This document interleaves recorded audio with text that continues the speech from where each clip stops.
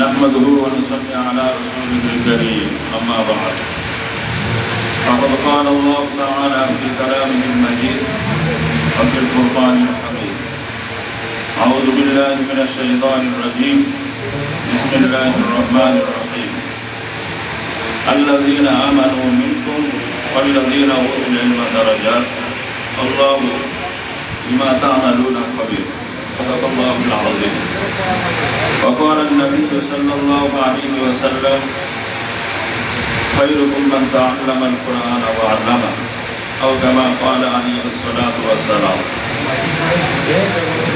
সমস্ত প্রশংসা এই মহান আল্লাহ তাবারক তাআলার দরবারে। এই মহান আল্লাহ সুবহানাহু ওয়া তাআলা আজকে আমাদের সকলকে একটা দিনী পবিত্র মজলিসে অংশগ্রহণ করার তৌফিক দান করেছেন। শুকরিয়া আদায় করে সবাই বলি আলহামদুলিল্লাহ। তারপরে পরে সকলেই কৃতজ্ঞতা জ্ঞাপন করি যে ঘরে আজকাল আমরা বসে আছি। দুনিয়ার বুকে দুটো ঘর আছে, একটা হলো বাইতুল্লাহ, একটা হলো মাদ্রাসা। বাইতুল্লাহ যেটা বলা হয় মসজিদ, মসজিদ হলো আল্লাহর ঘর। আর যে মাদ্রাসার বিল্ডিংয়ের নিচে ঘরে বসে রয়েছে এটা হলো নবীর ঘর। জানেন তো সবাই মাদ্রাসাটা কার ঘর? নবীর ঘর। সেই নবীর ঘরে আজকাল আমরা উপস্থিত হয়েছি। ওই জন্য বিশ্বের যত কোটি মুসলমান আছে, কত সংখ্যক আছে আমার ঠিক জানা নেই, এই নবীর শানে দরুদ পড়ে যদি দুনিয়া ভরিয়ে দেয় তাও নবীর ঋণ শোধ করা যাবে না। নবী আমাদের জন্য এত অক্লান্ত পরিশ্রম করেছেন, আমাদেরকে জাহান্নামের আগুন থেকে বাঁচানোর জন্য দিনের পর দিন পেটে পাথর বেঁধেছেন। সাহেবের মাটিতে এমনি মার খাইনি, নিজের বিবি বাচ্চার জন্য, তাদের জন্য মার খেয়েছেন। বলতে পারবেন? আমাদেরকে জাহান্নামের আগুন থেকে বাঁচানোর জন্য মার খেয়েছেন। বলা হয়েছে সারা বিশ্বের মুসলমান এই নবীর ঋণ শোধ করার জন্য বুকের তাজা চামড়া ছাড়িয়ে যদি এক জোড়া করে স্যান্ডেল বানিয়ে দেয়, তথাপিও নবীর 63 বছর জিন্দেগির সামান্যতম ঋণ আমরা শোধ করতে পারবো না।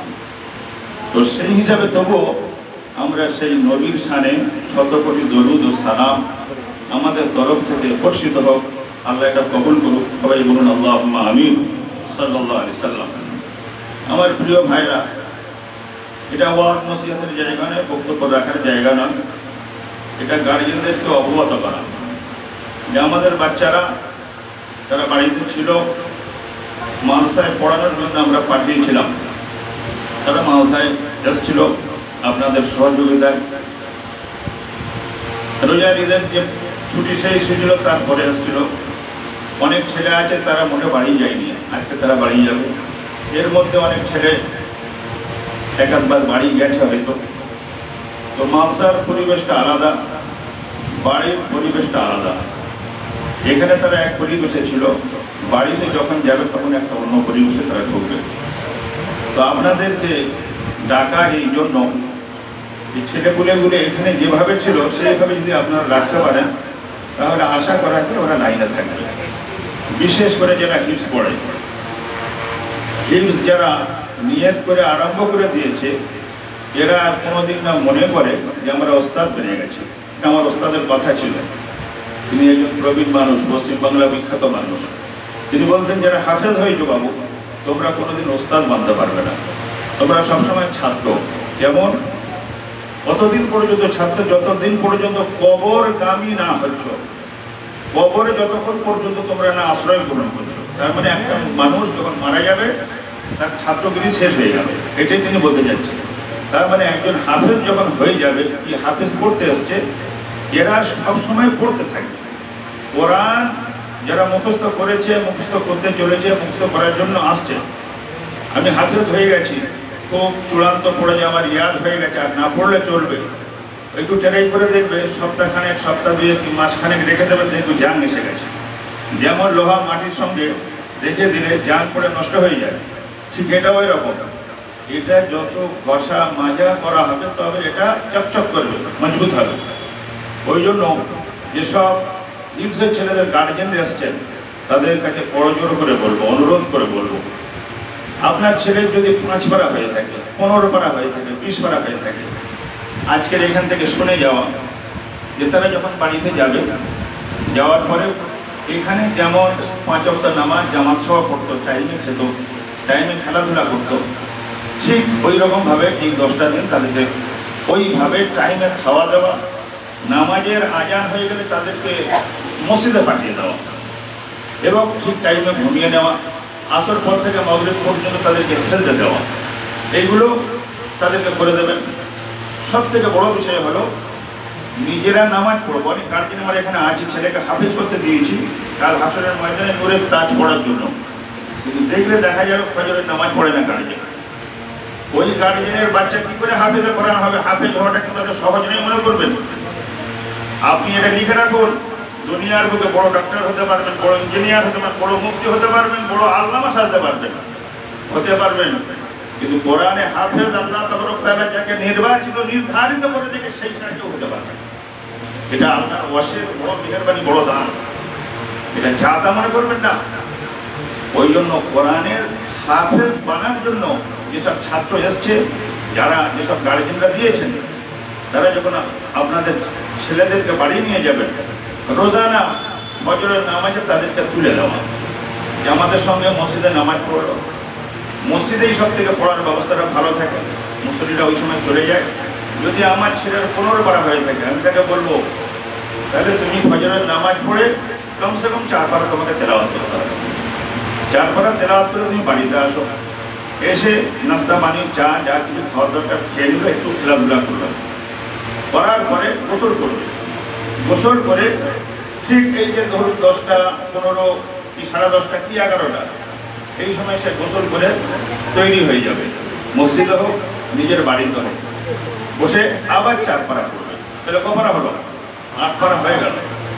জোহরের নামাজ হবে, মসজিদে গিয়ে জামাতের সঙ্গে নামাজ পড়বে, নামাজ পড়ে ঘরে চলে আসবে, ভাত ভাত খাবে, যে রেস্ট নেবে, ওখানে আর পড়বে না, ঘুমাবে। চাই সে আসর পর্যন্ত হোক কি আসরের আগে পর্যন্ত হোক, ঘুমিয়ে নিল, নিয়ে আসরের নামাজ আবার পড়তে যাবে। নামাজ কিন্তু মসজিদে পড়তে পারবে, ঘরে নয়। কারণ ঘরে নামাজ পড়া আর মসজিদে নামাজ পড়া কত গুণ সওয়াবের বেশি হক রাখে, অধিকার রাখে বলতে পারবেন? 27 গুণ, তাই তো? শোনা নাই এটা?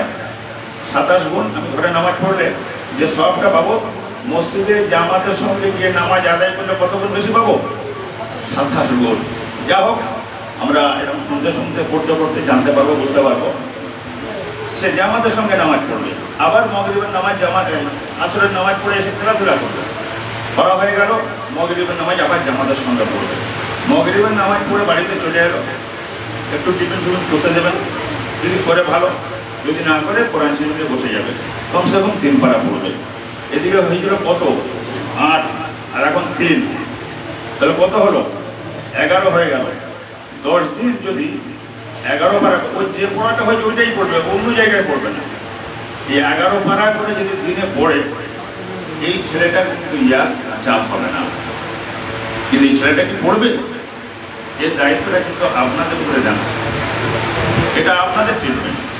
যে ছেলেটা ওখানে ছিল যেভাবে, তার থেকে আরো যত ভালো যাক, কারণ ওখানে অনেকগুলো ছেলে একসঙ্গে পড়তো, আমার ছেলেটা ঘরে আসছে, তাহলে এখন নতুন পড়া দিতে হচ্ছে না। ও পুরাতন পড়াগুলো এমনভাবে পড়ে তৈরি করে রাখুক যেমন সূরা ফাতিহা পড়তে কোনো বাচ্চার অসুবিধা হয় না। সূরা ফাতিহা জানেন তো? আলহামদুলিল্লাহ পড়তে অসুবিধা হয় কারণ আম মানুষের মুখস্থ, মাদ্রাসার ছেলেদের মুখস্থ, হাফেজ সাহেবদেরও মুখস্থ, সবার মুখস্থ না। অতএব এটা পড়তে যেমন ভয় লাগে না, ঠিক একটা ছেলে যার 19 পারা 20 পারা কি 10 পারা হয়েছে, সে 10 পারাই দিয়ে পড়বে। তো এইভাবে যদি তেলাওয়াত করে পড়তে থাকে, তার পড়াটা কিন্তু সূরা ফাতিহার মতো হয়ে থাকে, আলহামদুলিল্লাহ শরীফের মতো হয়ে, যেখান থেকে ধরবো সেখান থেকে সে বলতে পারবে। আর যদি আজকে ছুটি হয়ে যাওয়ার পরে কোরআন শরীফ মোটামুটি এরা কাল থেকে পড়া গুছিয়ে দিয়েছে ধরুন, আর ওই 10 দিন দিয়ে যদি গুছিয়ে দেয়, যখন আবার আসবে ওই পড়াগুলো আমাদেরকে রিপিট করাতে করাতে দেখা যাবে রমজান এসে গেছে।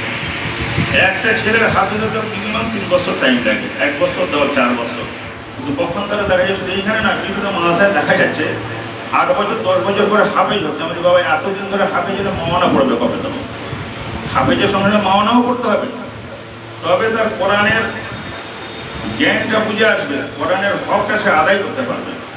আর যদি শুধু হাফেজ হয়, কিছু কিছু কিতাব যদি না পড়ে তাহলে অসুবিধা, শুধু হাফেজ হলেও তো আমার অসুবিধা নেই। তো মোটামুটি জ্ঞান অর্জন করার যতটুকু দরকার ততটুকু তার শিখতেই হবে। 10 বছর ধরে একটা ছেলে হাফেজ হয়, 8 বছর ধরে যদি হাফেজ হয়, তো আরো সংসার ধর্ম আছে, পড়াশোনা আছে, ইনকাম করতে হবে, এগুলো কবে করবে? ওই জন্য গার্জিয়ানদেরকে দেখার উদ্দেশ্য হলো আমার ছেলেটা মাদ্রাসায় কদিন থাকছে এবং মাদ্রাসায় কদিন থেকে কদিন ক্লাস করতে পারছে, এটাও খোঁজ নিতে হবে।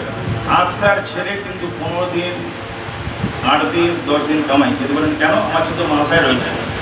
এখন আপনার ছেলের কতটুকু শরীর খারাপ না খারাপ ওটা আল্লাহ বেহেদের জানে, আমি তো জানি না। মুখের যন্ত্রণা হচ্ছে, আচ্ছা কোনো ছাত্র যদি মুখের যন্ত্রণা বলে ওস্তাদ কি জোর ফেরবাই করতে পারে? এটা কি সম্ভব? তখন তো গার্জেনরা ছেড়ে আসবে ওস্তাদের উপরে। এটা কিন্তু মিনিমাম ছাত্রের কথা বলছে, সব গার্জেনরা শুনে যাবেন।